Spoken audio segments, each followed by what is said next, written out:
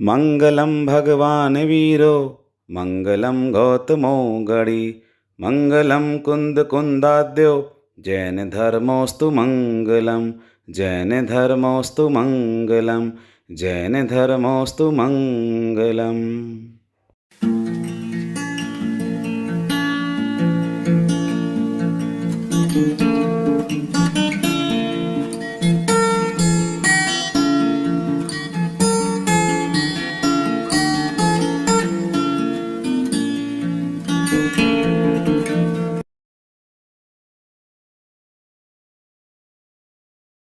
उन्होंने 12-12 साल तक व्यक्ति को रखा, उसको बिगड़ने नहीं दिया, उसको नहीं जाने दिया।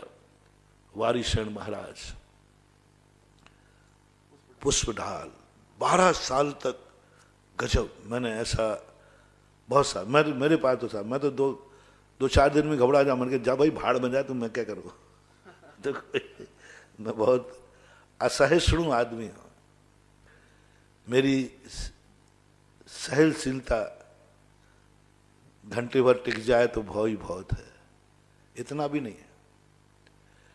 थोड़ी सी प्रतिकूल परिस्थिति में हम कह देंगे हम क्या करें, भाड़ में जाओ तुम, मैं क्या करूं, हमारे बस की बात नहीं, पीछे हट जाऊंगा, माथा फोड़ी लगाऊंगा तो सही, ऐसा नहीं है, बिल्कुल नहीं। थोड़ा बहुत तो मेहनत करूंगा, समझाऊंगा, बुझाऊंगा, सब करूंगा। वो नहीं समझेगा तो अंत में कह दूंगा तू भाड़ में जा, मैं क्या करूं, तेरे कारण जो दिखाए सो करो। चिड़चिड़ापन आ जाए बहुत जल्दी, बहुत उथला है ना, पानी ज्यादा गहरा नहीं है, बहुत छोटी सी सहिष्णुता है, बहुत छोटी सी समता है, बहुत छोटी सी साधना है, बहुत छोटा सा ज्ञान है, बहुत जघन्य लब्धि स्थान का रत्नत्र है, जघन्य स्थान का लब्धि स्थान रत्नत्र है। एक बार आचार्य श्री से हमने लोगों ने पूछा, बहुत पहले की घटना है, कि हम लोगों के असंख्यात लब्धि स्थान बता रहे थे, तो अपन लोगों के लब्धि स्थान इनमें से कितने हो सकते हैं, तो उन्होंने कहा जघन्य मानो,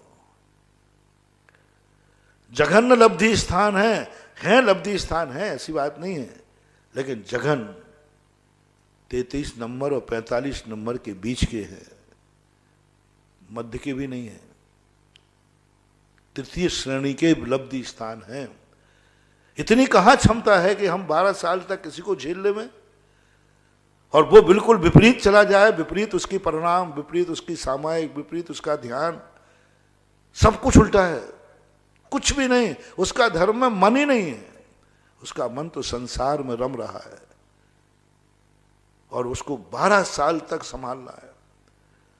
ओहो, धन्य है वारिसेन महाराज, उनको मालूम चल गया था पहले दिन ही कि मेरा ये जन्म का ग्रस्त अवस्था का मित्र था, और दोनों बहुत अच्छे लंगोटिया यार थे, तो वारिसेन ने दीक्षा ले ली, तो उनको आहार करने गए, तो छोड़ने आया, तो उनको आया मित्र तो वही है जो मित्र को भी पतन से बचा ले, तो बार बार वो कमंडल देवे महाराज को। पहले के महाराज क्या थे, आहार करके स्वयं कमंडल लेके जंगल में चले जाते थे। अब यहाँ मित्र के यहाँ था, वारिसेन के मन में आया, तो वारिसेन जाने लगे, कमंडल नहीं उठाया, तो पूछा महाराज जी कमंडल, हाँ चलो चलो, तो वो समझा घर के बाहर ले लेंगे, गांव के बाहर आ गए। महाराज ने कही नहीं कमंडल दे दो, हमेशा कमंडल मांगिए, हमारा कमंडल दे दो तुम जाओ। अब महाराज मांग नहीं रहे तो बिना मांगे कैसे देवे। अब वो याद दिलावे बार बार कि महाराज जी मैं चल रहा हूं, मेरी तो सोचो, मेरे अभी पेट में चूहा कूद रहा है, आपके तो भोजन हो गए। नगर वो बता रहे महाराज जी देखो ये वो स्थान है जहाँ अपन गिल्ली डंडा खेलते थे, यहाँ स्थान है अपन लुक छुपुर खोलते थे, यहाँ अपन ये खेलते थे। और वारिसेन हूँ कहते चल जाए। वारिसेन समझ ये इसलिए कह रहा है बाबा वापस जाने को बोल दे, कमंडल ले। हाँ महाराज, हाँ वारिसेन हाँ हाँ यहीं खेलते थे। सब करते करते करते करते जंगल आ गया, वारिसेन महाराज के स्थान आ गया जहाँ बैठना था, एक सलाह पर बैठ गए, उनका तो कोई स्थान होता नहीं। और जो वारिसेन को लेक्चर दिया, वारिसेन को ऐसे बातों में बांधा, ऐसे वचनों में बांध लिया, बोल तूने कहा था तुम कभी मुझे कोई आदेश दोगे तो चाहे मेरे प्राण निकल जाएं लेकिन मैं पालन करूंगा। बोल तू कहता था ना मेरे से, तू मेरा मित्र है। और कहता था मैं तुम्हारे लिए कुछ भी कर सकता हूं, मर सकता हूं, तुम्हारे आदेश पे कहो तो मैं अपने प्राण दे सकता हूं। ये सब बातें करता था। आज परीक्षा का समय है। आज तो तूने जो वचन दिए बार बार, उन वचनों का समय है। मैं तुझे, मेरी भावना है, बोलो क्या भावना, जो कहोगे वो करूंगा। मेरी भावना है कि तू मुनि दीक्षा ले ले। क्षत्रिय तो होते ही थे। अब बैराग महाराज कुछ नहीं था, अब वो वचनों में फंस गया और मुनि दीक्षा ले लिए। हाँ, शादी हुई तो, और वो भी बेचारे की कान्य से शादी हुई थी। कानी औरत थी, एकाक्षी। तो उसके बाद जब उसने पूछा, दीक्षा हो गई। अब वो दीक्षा के काय को मन लगे उसका, वो तो सामायिक में बैठे, उसे अपनी स्त्री दिखे, घर दिखे, परिवार दिखे, और बारी क्षण को कोसे कहाँ का दुष्ट मित्र मिल गया है, जबरदस्ती पिचकमंडल टिका दिए। और बारी क्षण जान रहे हैं इसका वैराग्य नहीं है, इसका परिणाम राग में है, संसार में है। पहले दिन से जान रहे, दीक्षा ही जबरदस्ती दी गई। लेकिन बारी क्षण कहते हैं 12 साल तक तो यदि मैंने भी इससे सही दोस्ती की है, मैंने भी सही मित्रता की है, मेरा भी यदि पक्की मित्रता है, तो मैं 12 साल तक तो उसको संभालूंगा। 12 साल के बाद फिर जो होगा देखा जाएगा। प्रतिदिन उपदेश देते, प्रतिदिन सारा मुल्क घुमा दिया, लेकिन जब भी शाम को देखते पुष्प डाल में वैराग्य नहीं आया। उनका ना सामायिक में मन लग रहा है, बस टेंशन में उसके मन में घूमती थी उसकी स्त्री, बस वही 24 घंटे वही घूमते थे। वारिसन ने कहा 12 साल पूरे होने के बाद अब कहते हैं, देखो गुरु कौन है।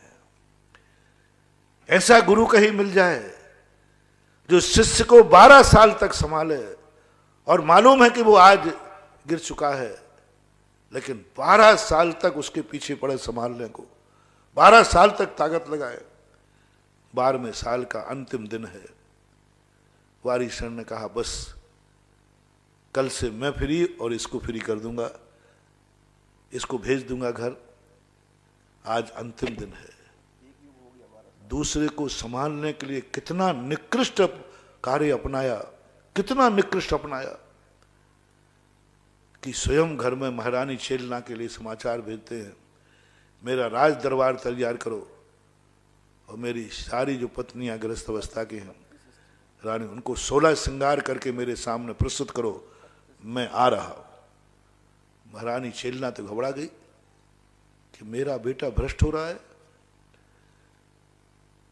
वो तो घबरा गई, सम्यक दृष्टि थी, मेरा भ्रष्ट हो रहा है। घर आने को कह रहा है, राजगद्दी पे के सिंहासन पर राज सिंहासन तैयार करो, पत्नियों को तैयार करो, भ्रष्ट हो रहा है। घबरा गई। लेकिन महारानी छेलना को एक बात का विश्वास था, मेरा दूध खोटा नहीं हो सकता, मैंने इसको दूध पिलाया है। लेकिन जब आदेश सामने आ गया, सारा नगर कह रहा है वारिसन भ्रष्ट हो रहा है, तेरा बेटा भ्रष्ट हो रहा है, लेकिन मात्र मां को एक विश्वास था, और घर में सब पिता मिता सब ने एक ही बात कह दी कि नहीं अब तो ये भ्रष्ट हो गए। सीधा आदेश दे रहा है, मैं आ रहा हूं नगर में, राज दरबार तैयार किया जाए। लेकिन मां छेलना के अंदर से आवाज आती, कभी ध्यान रखना बंधु, कोई कितना भी कुछ कहे, अंदर से एक आवाज आती, सबसे बड़ा सत्यवान अपनी आत्मा है, सबसे बड़ा जोशी अपनी आत्मा है। अपनी आत्मा से एक आवाज उठती है।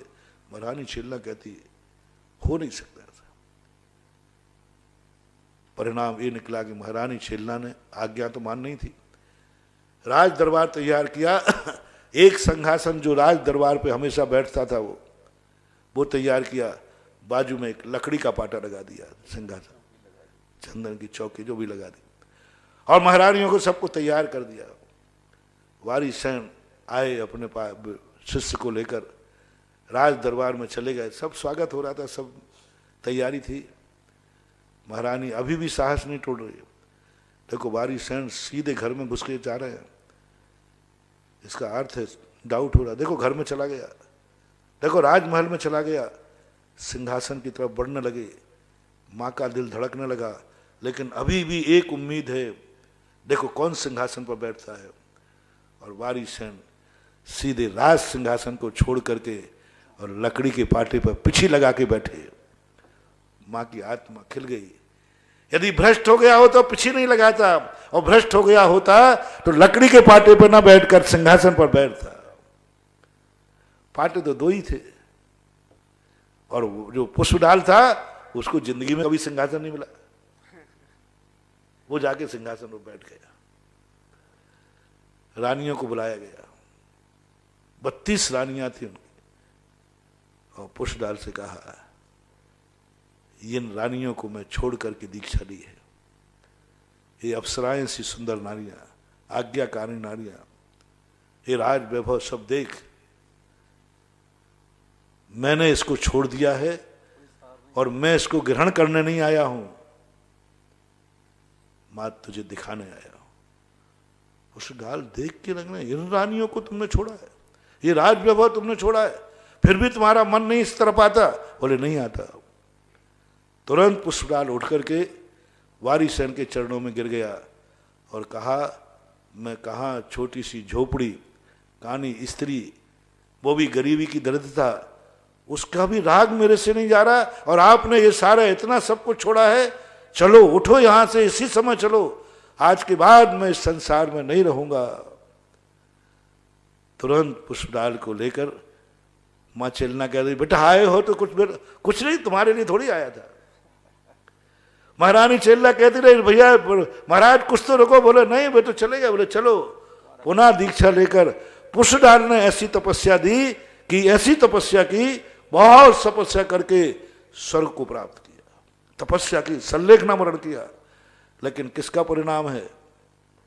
12 साल का परिणाम है। 12 साल की मेहनत का परिणाम, परिश्रम का परिणाम।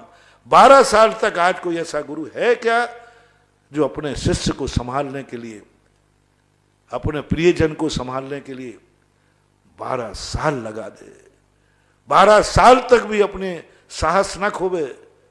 बहुत कठिन है, बहुत कठिन है। थोड़े में से ही